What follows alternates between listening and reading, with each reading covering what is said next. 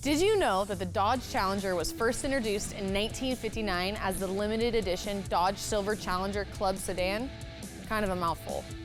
Also, an interesting point to note is that it was a submodel of the Coronet. As the name implied, the 59 Challenger only came in silver, which is kind of boring, and it only had two engines available, the 230 cubic inch flathead 6-cylinder Getaway and the 326 cubic inch Red Ram V8. The car was marketed to new buyers who wanted the most bang for their buck. So that meant tacking on extra features at no extra cost. And that included premium white wall tires, full wheel covers, electric windshield wipers, upgraded interior, dual armrests, sun visors, and even deep pile wall-to-wall carpeting. Wow.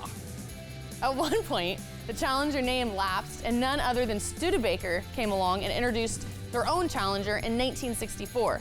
But eventually Dodge got back in the game in 1969 for the 1970 model year with the Challenger that we know and love today. The 1970 Challenger is often thought of as Dodge's answer to the Mustang and Camaro. It was an E-body like the Cuda, but just a little bigger, 2 inches longer to be exact. Unlike its 1959 forebearer, the 70 had a lot of options, including almost every engine in the Chrysler lineup. It may have been a late response to the pony cars of the mid-60s, but Dodge seemed to be doing it right, pulling out all the stops. The general consensus is that Chrysler positioned the Cuda to compete directly with the likes of the Ford Mustang and the Chevy Camaro, setting up the Challenger as a more luxurious option to compete with the Mercury Cougar and the Pontiac Firebird. All right, so one last fun fact before I'm out of here. In the classic 1971 film Vanishing Point, its 1970 Challenger RT 440 Magnum is prominently featured. As it happened, 5 nearly identical Challengers were lent to the film by Chrysler and needed to be returned after filming.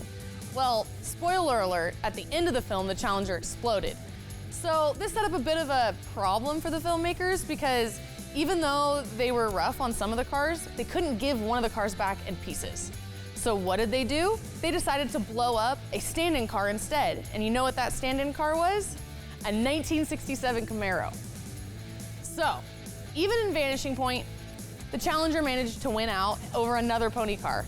But we weren't surprised by that because it's Mopar or no car, or blown up car, whatever the case may be.